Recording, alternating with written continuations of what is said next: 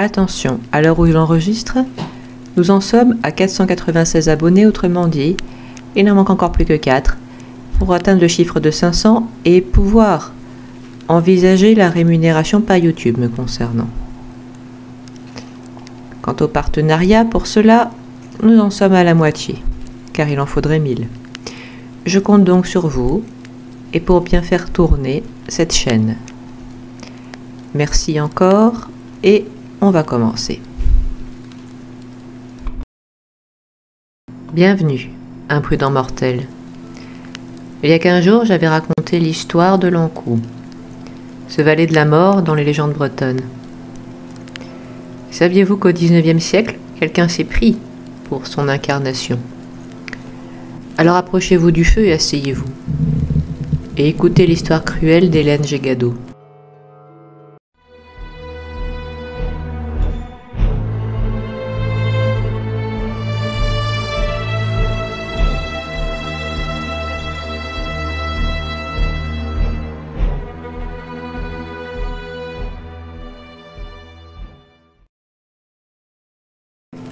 Hélène Gégado était une Bretonne née le 17 juin 1803 à Plouhinec. Elle fut une enfant sans doute impressionnable, parce qu'il paraît que les contes avec l'Ankou la terrifiaient.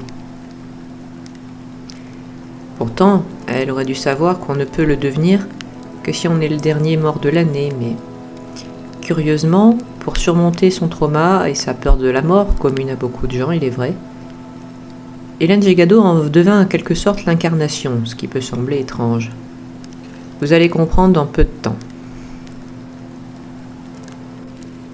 Tout d'abord, la mère d'Hélène, qui l'a surnommée Fleur de Tonnerre, c'est d'ailleurs le nom du titre qui adapte la vie d'Hélène Gégado, sa mère mourut alors qu'Hélène n'avait que 7 ans. Orpheline, elle fut donc recueillie par des tantes, puis envoyée chez différents employeurs, d'abord en tant que domestique, puis en tant que cuisinière. Mais il se passait des choses bizarres. Hélène semblait suivie par le malheur. Chaque fois qu'elle s'installait quelque part, et trouvait un emploi donc, au bout d'un temps plus ou moins long, un ou plusieurs membres de cette famille mouraient. Se retrouvant sans employeur, elle partait et là tout recommençait. C'était suspect bien sûr, mais ça personne ne l'avait compris. C'est peut-être normal d'ailleurs. Dans la première moitié du XIXe siècle, le choléra avait frappé à plusieurs reprises, donc y compris en Bretagne, et les symptômes des victimes y ressemblaient beaucoup, comme des fièvres, des vomissements, des maux de ventre, etc. On dit qu'Hélène Gégado s'est prostituée occasionnellement dans une maison de tolérance militaire de Port-Louis, où des clients sont morts mystérieusement. À Guernes, en 1833, où vraisemblablement tous les problèmes dont je parle ont commencé, elle se fit engager dans un presbytère pour remplacer sa sœur Anna. Sa sœur travaillait jusqu'ici pour le curé, il s'appelait le père, le drogo. Les parents du curé moururent l'un après l'autre, veillés, avec soin et beaucoup de piété, car elle était étonnamment très pieuse, par Hélène Gégado. Ensuite le prêtre succomba, puis sa nièce, et enfin Anna Gégado elle-même. Plus 2 domestiques aussi. On pensa alors qu'Hélène devait être la seule rescapée d'une épidémie de choléra ayant emporté tout le monde. L'autopsie du prêtre, notamment, n'aurait rien révélé de particulier. Elle s'engagea aussi à Rennes en tant que cuisinière. Comme Hélène était à la fois ivrogne, grossière et qui plus est malpropre, Louis, le petit garçon de 7 ans des Rabault, s'en plaignit. Et il mourut curieusement 2 mois après qu'elle eut commencé à travailler là. Seulement, qu'avait-elle à gagner si tout le monde mourait? C'est ce qu'on s'est dit pendant longtemps. En effet, en cas de décès, il fallait à Hélène retrouver un nouvel emploi, quelque part. Donc, on ne soupçonna rien pendant très longtemps. Et donc, pendant 18 ans, partout où elle passait, ses hôtes trépassaient.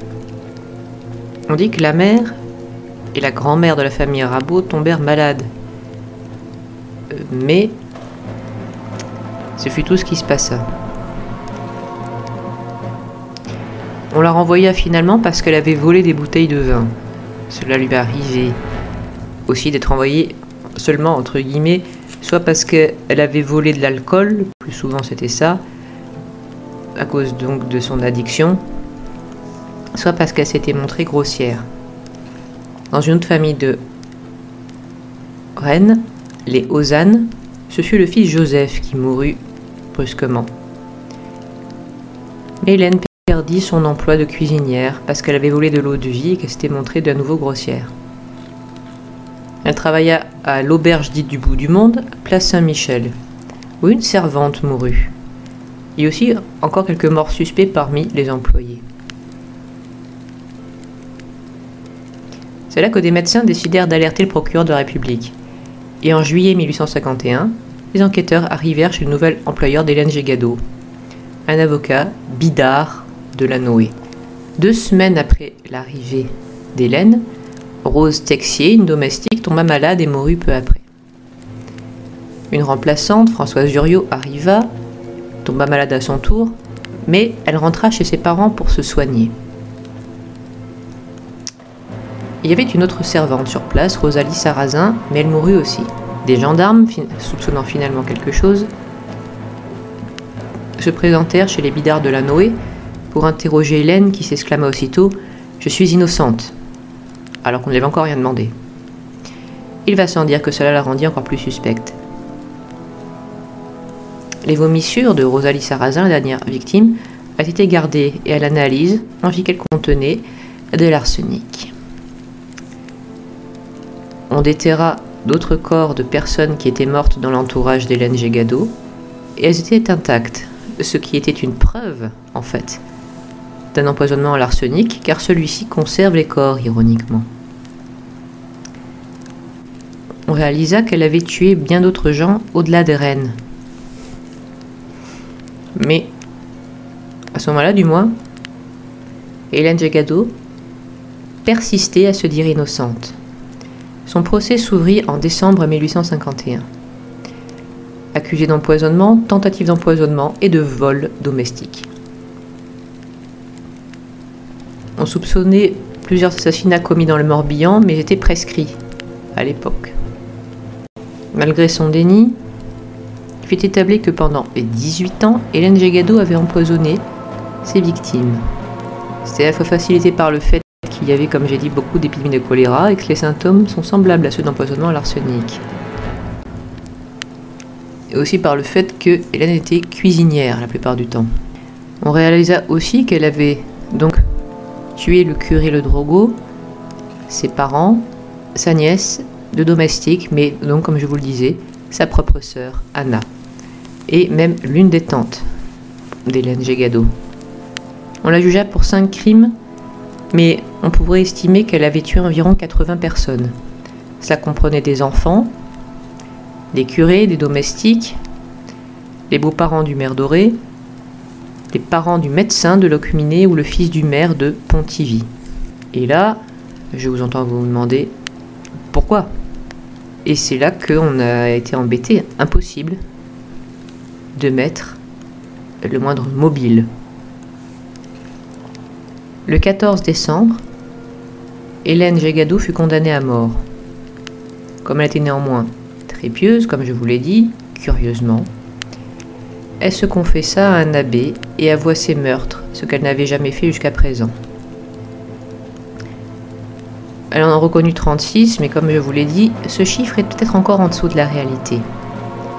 Elle fut guillotinée le 26 février 1852. Et donc, pourquoi? Eh bien, comme je vous l'ai dit,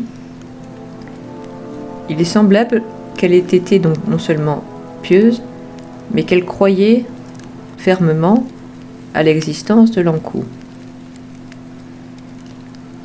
Elle en avait peur Et pour surmonter cette peur de la mort, qui était compréhensible chez elle, qui s'était retrouvée orpheline à 7 ans, pour surmonter sans doute cette peur de la mort, Hélène avait décidé de devenir l'incarnation de l'encou.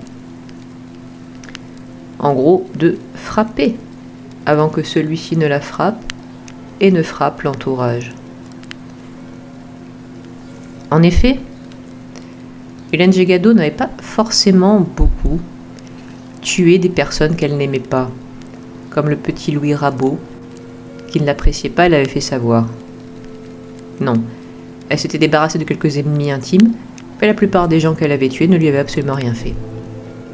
Ça paraît difficile à croire, mais elle souffrait peut-être d'une forme de schizophrénie qui lui faisait s'identifier à une créature que, selon le folklore breton, pourtant, on ne devient qu'après sa propre mort. Et vu la date de son exécution, Hélène Gégado n'était certainement pas la dernière, ni même la première morte de sa paroisse. Comme quoi. J'espère que cette histoire vous aura intéressé et vous donne rendez-vous la semaine prochaine. Si vous voulez me soutenir, voyez la description de Tipeee et du Ko-fi. N'oubliez pas de vous abonner, de mettre un pouce bleu, de commenter et de regarder sous votre lit avant d'éteindre la lumière. Au revoir, prudent mortel.